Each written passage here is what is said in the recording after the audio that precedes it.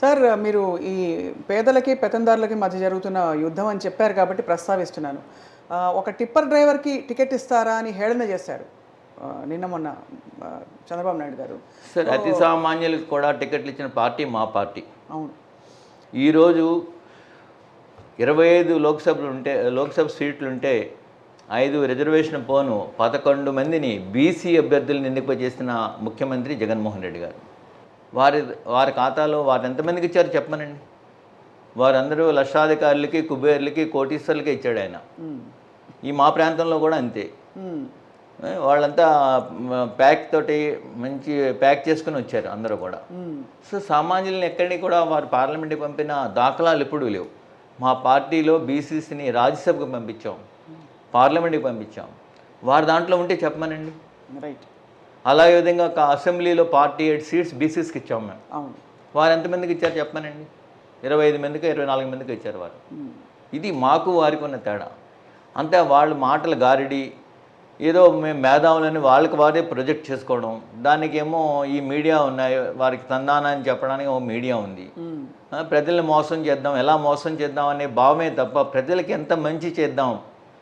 నేను ఒకటే చెప్తున్నాను మేడం, మీరు 3 టర్మ్స్ మీరు చీఫ్ మినిస్టర్ చేశారు, నేను ఇంత మంచి చేశాను, మీకు మీలో మార్పు వచ్చింది అని చెప్పచ్చు కదా.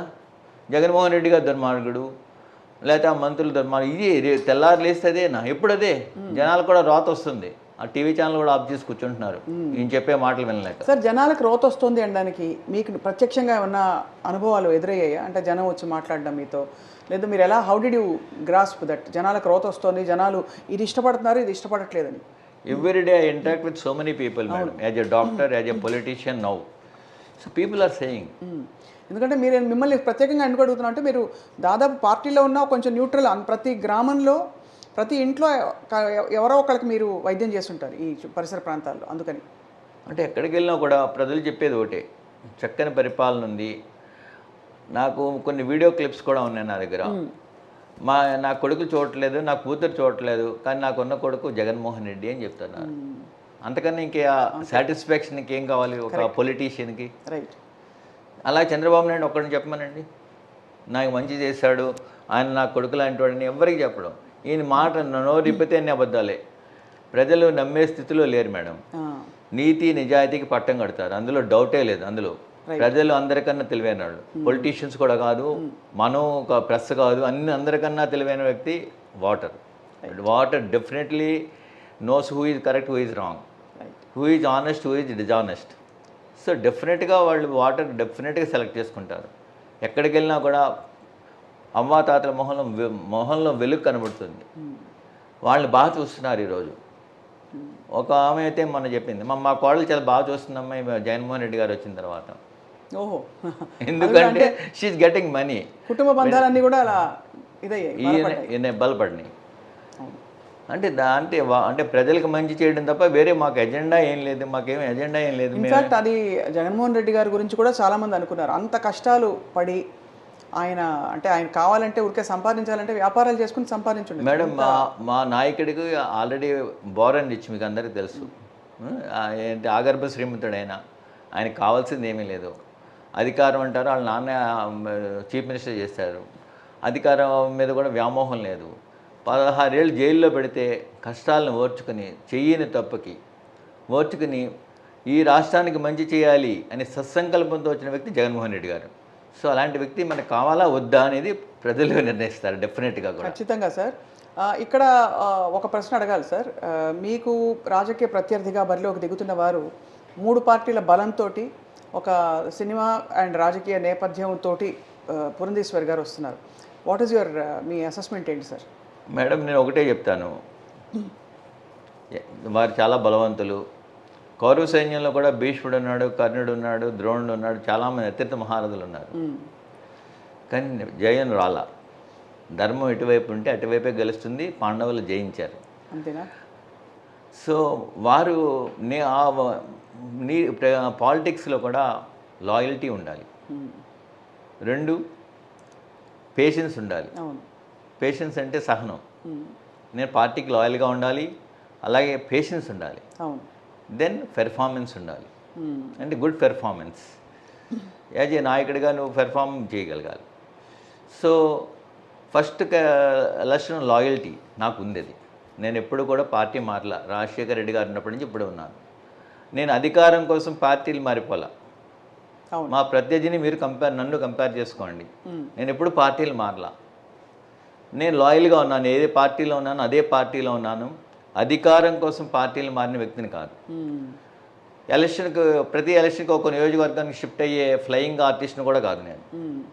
కన్సిస్టెంట్గా ఒకే రాజమండ్రిలోనే ఉన్నాను. రాజమండ్రి నివాసిని, రాజమండ్రిలోనే ఉంటాను. నేను లోకల్ వ్యక్తిని. అదేవిధంగా నా కుటుంబంలో ఉన్న నా భార్య కానీ పిల్లలు కానీ ఒకే పార్టీలో ఉన్నారు. నా ప్రత్యర్థి సంగతి మీరు నిర్ణయించుకోండి. అది గతంలో లాస్ట్ ఎలక్షన్లో వారి హస్బెండ్ మా పార్టీ నుంచే పోటీ చేశారు. వాళ్ళ అబ్బాయి ఇద్దరు కూడా. అంటే how people can believe you. మిమ్మల్ని ఎలా నమ్ముతారు మిమ్మల్ని? రైట్. మీ నీతి నిజాయితీ కూడా ఉండాలి కదా. రాజకీయ జీవితంలో డెఫినెట్గా మన వ్యక్తిగత జీవితం కూడా ప్రభావితం చేస్తుంది. మన లాయల్టీ చూస్తారు వాళ్ళు, మన పెర్ఫార్మెన్స్ చూస్తారు, మన హానెస్టీ చూస్తారు. అవును. సో మనం లాయల్గా లేము, మనం అధికారం వెంబడి వెళ్ళిపోతున్నాం అంటే పీపుల్ మనం నమ్మరు కదా. ఖచ్చితంగా నిబద్ధత ఉండాలి కదా. రాజకీయంలో కూడా నీతి నిజాయితీ నిబద్ధత అవన్నీ ఎవరిలో ఉన్నాయో చూడండి మేడం. మీరు డెఫినెట్గా నేను అంటే పర్సనల్గా ఎవరిని కామెంట్ చేయకూడదు. నేను నా గురించి చెప్పుకున్నాను. ఇది నేను ఇలా చేయలేదు. అర్థమైంది సార్ మీరు చెప్పిన దీనిలో అంతర్యం. అయితే ఇప్పుడు అంటే ఓవరాల్గా కానీ భారతీయ జనతా పార్టీకి ఇక్కడ అసలు ఓవరాల్గా రాష్ట్రంలో, ఆంధ్రప్రదేశ్ రాష్ట్రంలో ఉనికి ఉంది అని మీరు భావిస్తున్నారా? అంటే లాస్ట్ టైం 1% ఓటింగ్ ఉంది. దాంతో ఈయన మరి చంద్రబాబు నాయుడు గారు దేనికి ఏం ఆశపడి వాళ్ళతో పొత్తు పెట్టుకున్నారో నాకు తెలియదు. సో ఇంకో వ్యక్తి 6% ఓటింగ్ ఉన్న పవన్ కళ్యాణ్ గారితో కూడా పెట్టుకున్నారు. అంటే ఆయనకు ముందే తెలుసు, he knows what he is. అంటే నాకు బలం లేదు, నేను శక్తివంతుడిని కాదు, జగన్ ఈజ్ ఎ మైటీ, ఈ did a great things to this state అనే విషయం ఆయనకి తెలుసు. నేనేమీ చేయలేదు, 3 times చేశాను, కానీ ఎలా వెళ్ళాలి ఒక్కడిని వెళ్ళలేను. అందువల్ల పక్కన వాళ్ళని తీసుకుని వచ్చాడు. అంటే ఆయన రాజకీయ వికలాంగుడైన.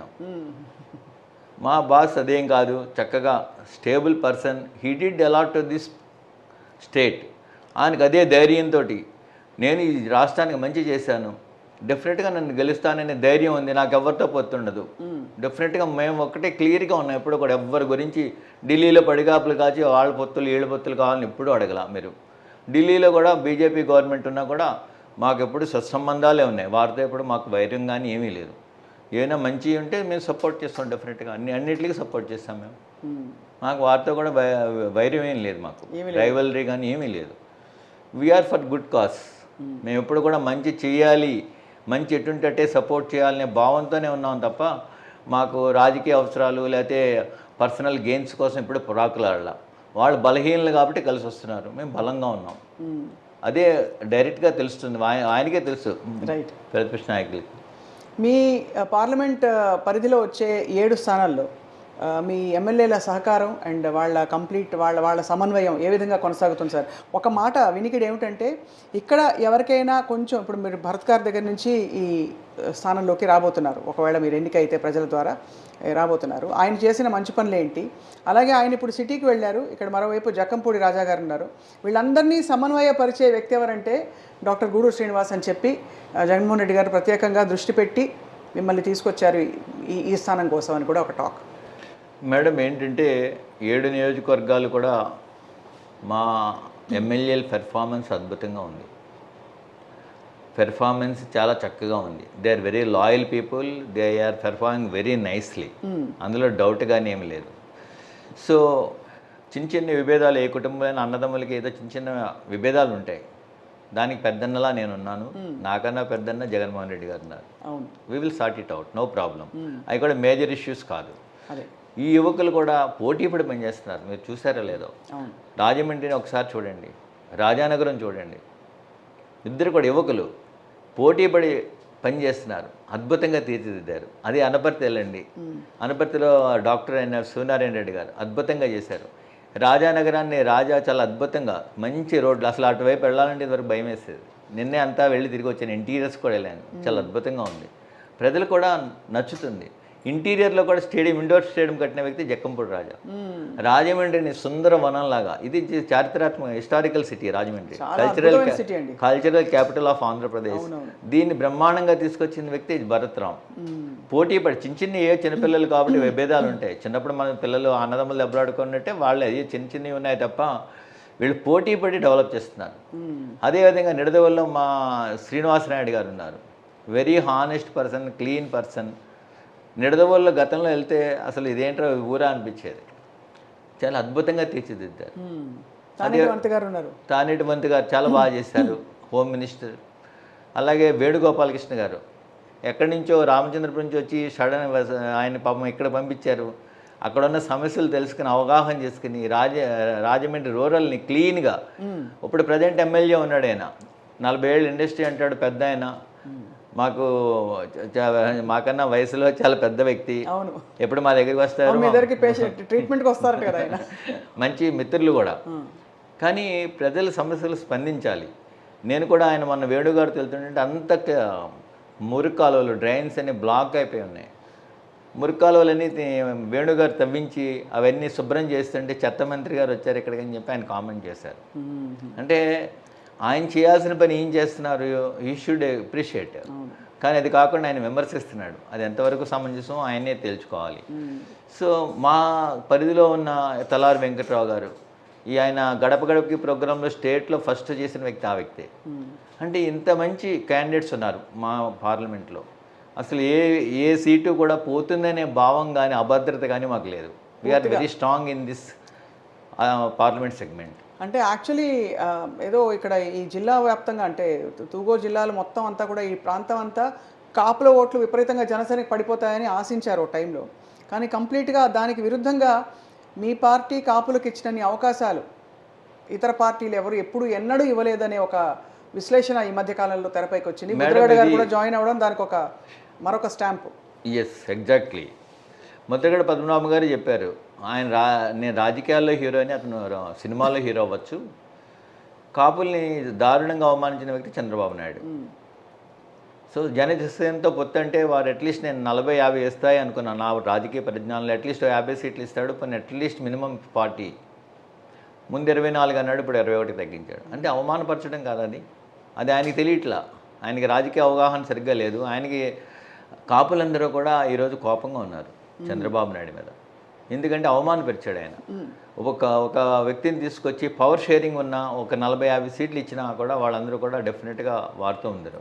కానీ అలాంటిది లేదు. మోసం, ఈయన మనస్తత్వమే మోసం. ఎవరిని ఎలా చీట్ చేయాలో ఈ నోస్ వెరీ వెల్. ఆయన అందులో మేధావి. అభివృద్ధి చేయడంలోనూ ప్రజలకు మంచి చేయడంలో మేధావి కాదు. He knows how to tackle the people and how to play with this minds. అబద్ధాలను ఎలా చెప్పాలి, ప్రచారం చేయాలి, ఏ ఏజెన్సీస్ బెటరు.